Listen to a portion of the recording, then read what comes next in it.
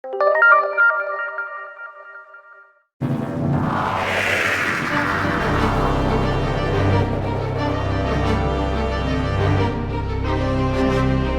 guys, James here. Here we are at Sheffield Station, and I've got Rachael with me holding the camera. Hi! Hi Rachael. What we're doing is, I'm sure that if you watched the last few videos I've done, you've seen all the Doctor Who stuff in the background. Today's the 22nd of November, and tomorrow, the 23rd of November, is the 50th anniversary of Doctor Who. So what we're doing is we're going all the way on a little trip to London, to the XL, to the Doctor Who celebration. We've got a few things booked where we get to go on the TARDIS, we get to see the cast and crew of Doctor Who past and present from the whole 50 years, and then the big culmination of it is the 50th anniversary episode, The Day of the Doctor, which is we're going to see in Leicester Square cinema in 3D, so it's going to be a big adventure for us.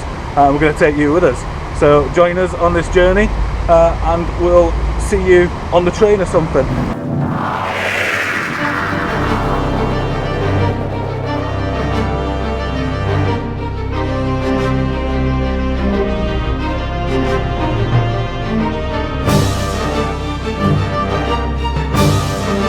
Right, so here we are in London. We've arrived. We've been here a full day now. Yesterday we went on a little bit of a walk around London. We did a walk from King's Cross, St Pancras, through Russell Square, which I'm surprised to hear isn't named after Russell Brand or Russell Grant, so that's a bit odd. Then we went down to Shaftesbury Avenue, went into Forbidden Planet, which is a huge, massive comic book store, got lots of things in there. Walked from there down to Covent Garden, where all the street performers are doing exactly the same thing of that levitating thing that's really rubbish. They need to get some more ideas there. Then we walked down to Trafalgar Square, had a walk around, not much to do there. We went up to Leicester Square, where we had a look at where we're going to be watching tonight, The Day of the Doctor. So today is the 23rd of November, which is actual Doctor Who's 50th birthday, and we're heading up to London XL, which is just up there, to join in with the Doctor Who 50th birthday celebration. Let's go.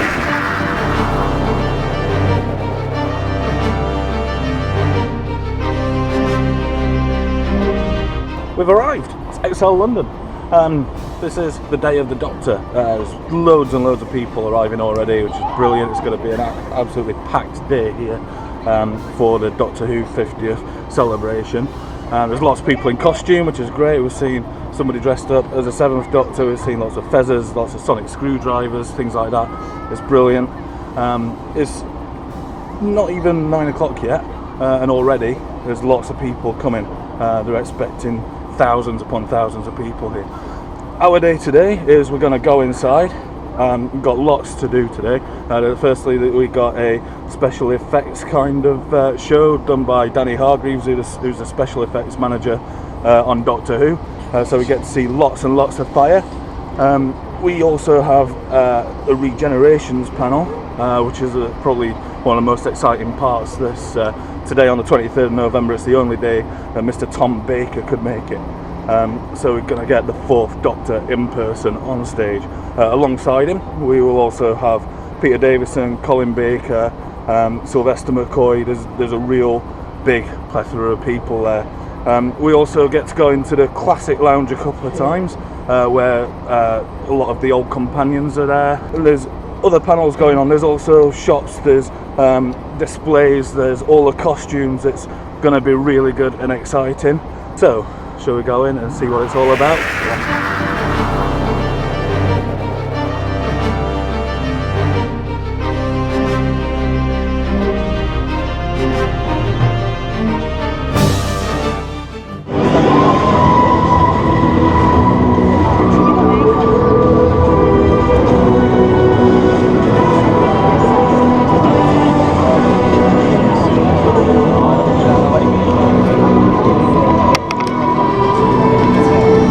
I'm very excited. Sit down, sit down.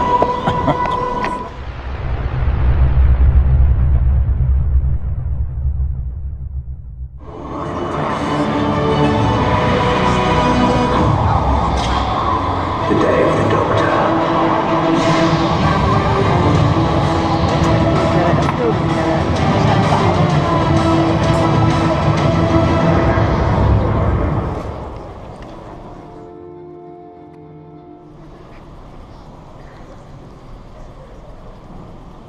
This is BBC One.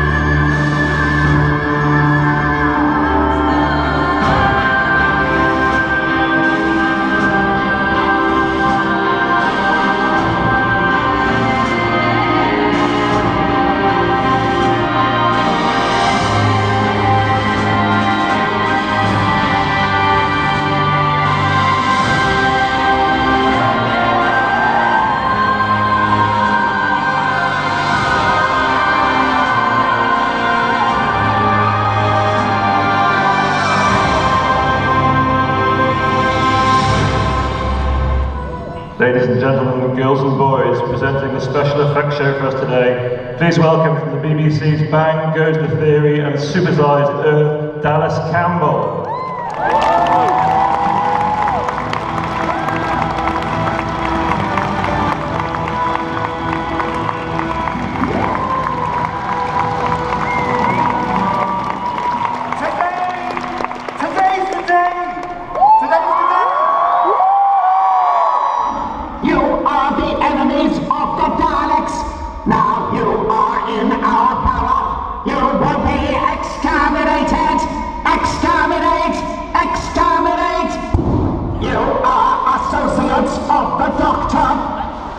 Have we got a special effects supervisor in the house?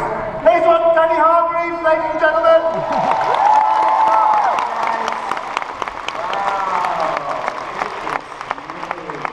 Essentially, you have the best job in the world. Best job in the world. Best job in the world. Apart from my job. Wait. This has never happened? And who invited this guy to it? Made you guys jump, didn't it? Eh? Are you alright? Have you had a... 3, 2, 1.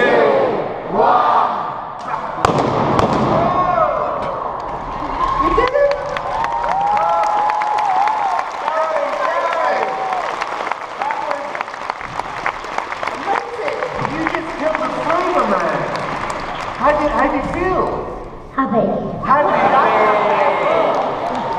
There we go. I think you should just quickly finish him off and kick him in the leg.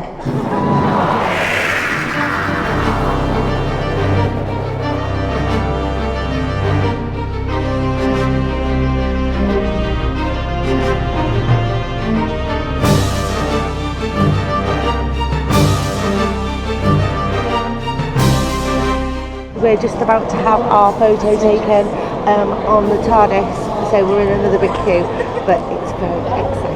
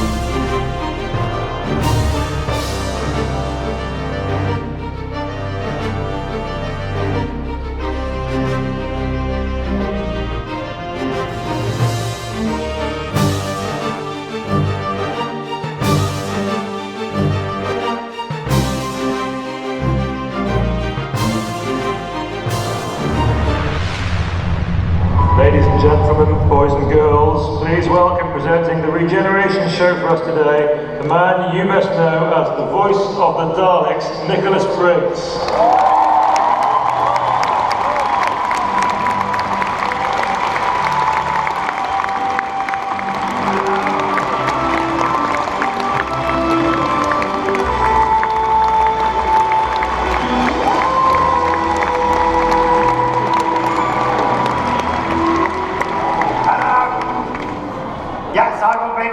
Drinking like this? That would be quite boring. It's the fourth Doctor, Tom Baker!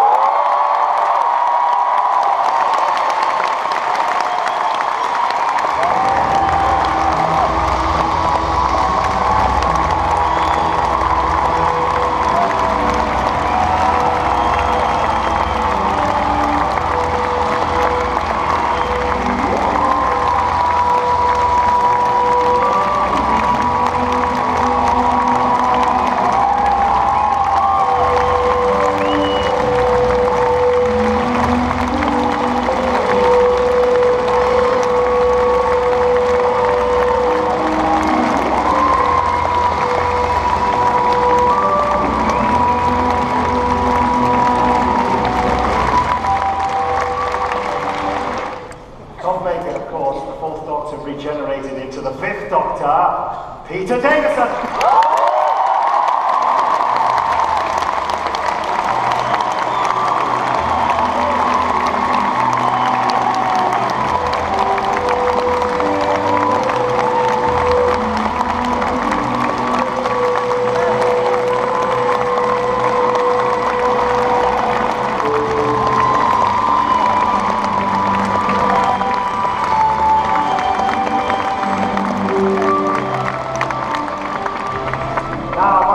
Mathematics tells me that after 5 comes 6. Yeah, am I right? The sixth Doctor, the lovely Colin Baker.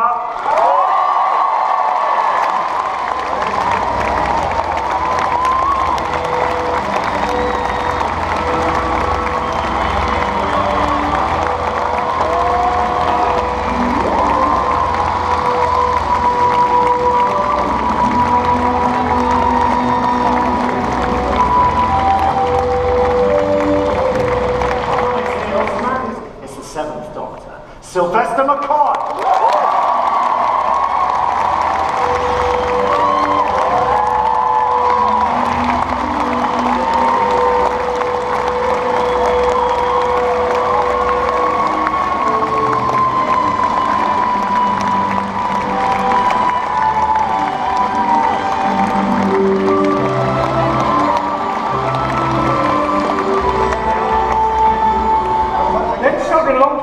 Eccleston.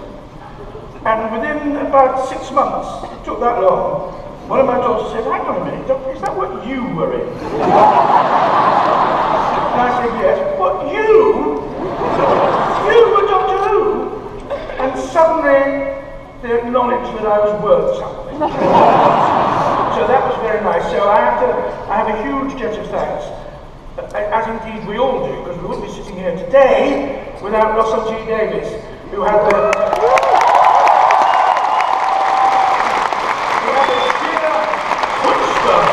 go there and seize executives by the throat and make them bring the programme we love back to the screen.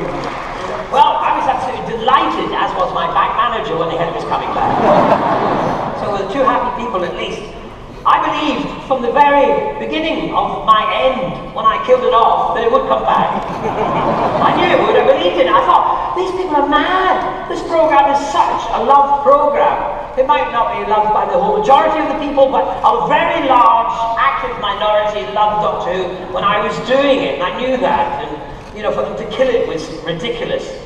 And so, when it came back, I was delighted, and, you know, I felt vindicated. And I'm so pleased it's there. My back managers like it as well. Tom, did you think that Doctor Who would ever come back? Did I think it would ever come back? Yes. Well, I didn't know it had gone away. Quite naturally, I didn't watch Doctor Who when I was in it. I didn't want to watch it, I wanted to play it. And when I got the job, I was reborn from being a kind of just a run-of-the-mill lapsed Catholic, and I was reborn, and life suddenly became more interesting as Doctor Who, and remained like that. So I've stayed with it. I'm still Doctor Who on audio tapes, on audio discs, and I still love all that thing. Now, the other day I had to go to Buckingham Palace.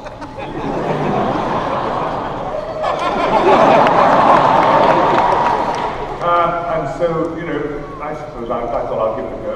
And to get in, you had to have an electricity bill. Yes, a few other things. No guns or that. But when I got to the palace gate, the head of security was there, and I had my envelope full of all this tedious documentation. And he stuck his head in the car. He said, "Hello, Tom, I saw you in Waitrose the other day at Tenterton." Waved me through. I waved back to him, yeah. That was because I was his Doctor Who, really. So I'm all in favour of it all, yeah. The nicest thing that ever happened to me. Yeah. Ask me another question.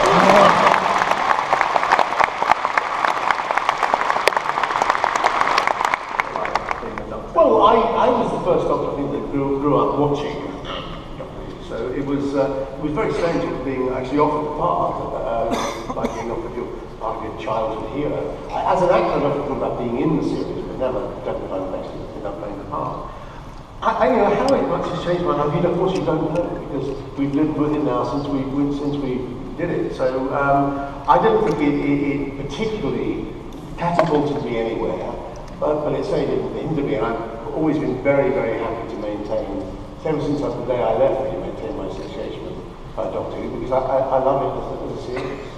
So yes, it has changed my life. Of course, as you know, we get invited to wonderful places and we spend weekends with people telling us how wonderful we are. And that's actually not hard work, is it? But going back to what Polly was saying, what keeps our feet on the ground is our children, largely. So you'll be at home and you'll appear on the TV in something, and you'll bring your kids and say, look me on the TV, and they'll just look at it and go, you.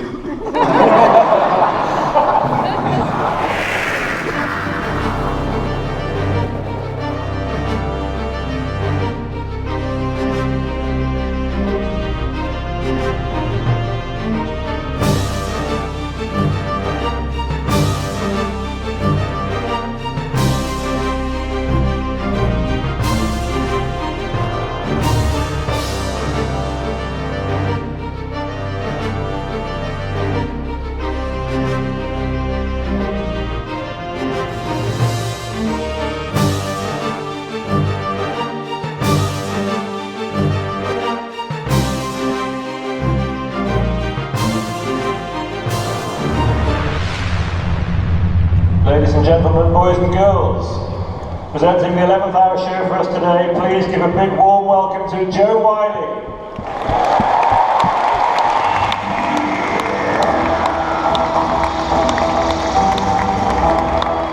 Please welcome Steven Moffat. Please welcome Jenna Louise-Coleman.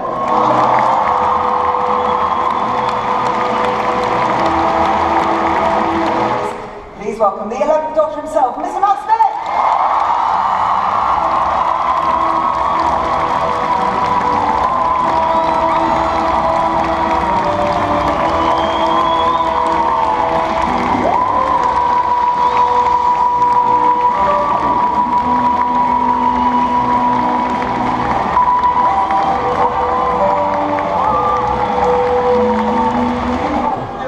You're like a rock audience. It is a rock audience. And I guess this is the rockstar Doctor that we've had here, or sat here. Now we've seen various different Doctors from all different eras here today and over the weekend. So I'm intrigued to know who've been your Doctors. So let's start off with Marcus first of all. Tom Baker, I think, was my first Doctor, but I always think of Matt as my Doctor. Oh, okay. Yeah. How very diplomatic, how very diplomatic. And what was it that you remember from Tom's performance as the Doctor? I just remember the kind of madness of it. He was such an eccentric alien character, there was nothing like him on television. It just made a huge impression. And Stephen, for you? Apart from Matt, Oh, but I can't choose. I'm a proper Doctor Who fan. I like them all more than each other. Why have one hero when you can have 11? Or indeed 12. And Jenna, Doctor Who for you. Was there a Doctor who stood out that you remember? This is my Doctor. This is your Doctor, of course. And Matt? Well, it sort of wasn't on the telly for me, so you know, the first Doctor that I engaged with really was Chris and David. But then I went back, who I love. I went back subsequently. You know, for me, it's like Chris and David and Patrick Troughton. I love Patrick. Also, Patrick Troughton has the most ridiculous run I've ever seen, which is amazing. I mean, there's a great clip in The Name of the Doctor, and he's running in his fur coat, and it's the most sort of brilliant man run. When did Matt first come into your consciousness? When he came in, the very first person we ever auditioned for the role of Dr. Watson in Sherlock. He was the very first person through the door, and we all thought he was terrific. I remember Kate Rhodes James, who's the casting director on Sherlock, said he's so compelling, that boy. But the fact is, what I said at the time was, he's more Sherlock Holmes than Dr. Watson, and we already had a Sherlock Holmes. I didn't think he was right for it at all, but he was a very, very good addition. A couple of days later, I saw him for Doctor Who, and we more or less, it was decided on the spot, but we had to go through the process. I presume, Matt, you just thought I ran every television series in the world. Pretty much.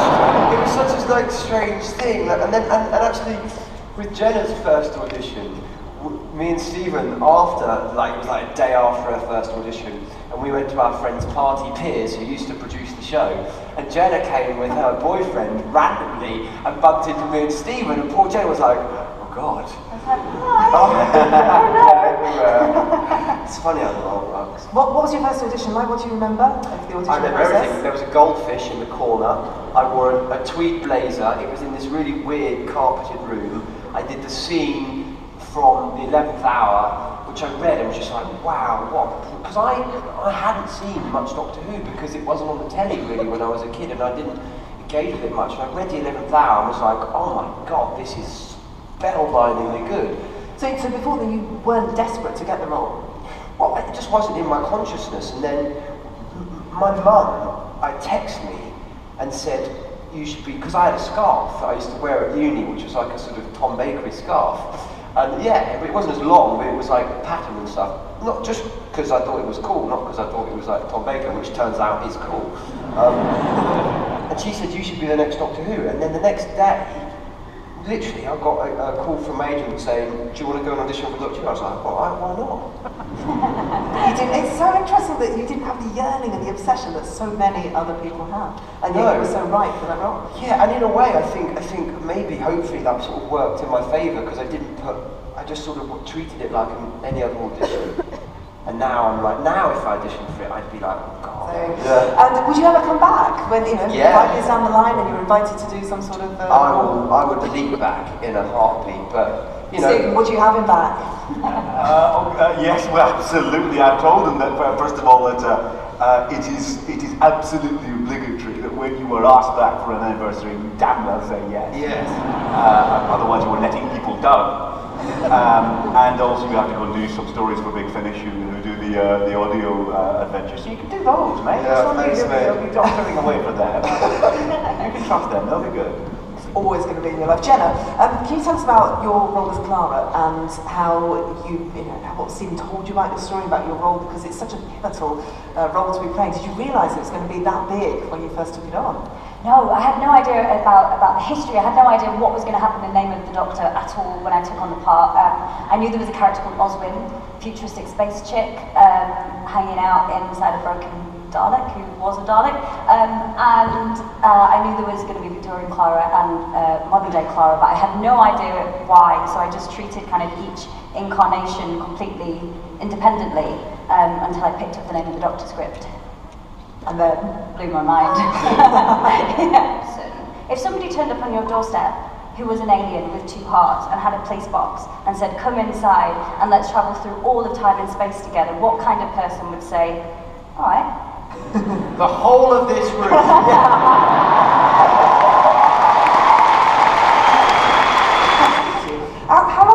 going to carry on for? Matt, what do you reckon? I mean, 50 years down the line, will they still be doing this kind of thing? I don't see why it should stop. I think you know, kind of Steven often talks about the format of the show being really clever, and I think ultimately it is. So therefore, why should it stop? Why? And you know, and it can keep appealing to generations and generations. Like all the kids here now will tell their sons and daughters about it. I'll tell my son about it and my daughter. I'll go, hey, look, it was me.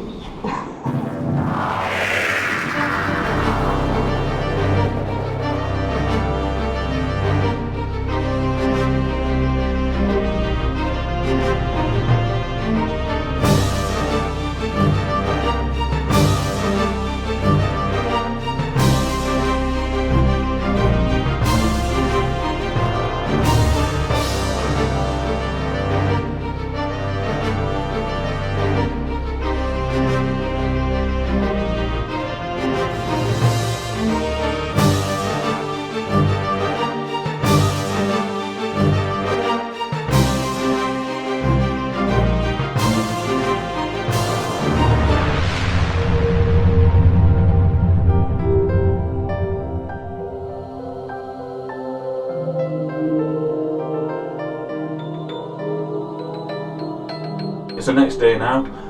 Yesterday we had to scoot straight from XL, where we bought a few things, went through the BBC shop, pre-ordered Day of the Doctor on Blu-ray, and we scooted all the way across into London to Leicester Square, where we watched the 3D version of the Day of the Doctor.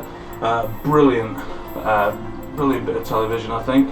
Looked absolutely fantastic in 3D, probably the best 3D I've seen since Avatar. It was really good.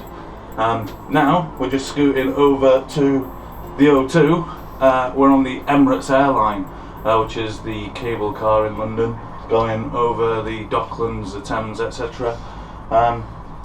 It's real fun, but I think Rachael's not enjoying it whatsoever. So let's enjoy the view. Seriously? It's not natural. It's not natural.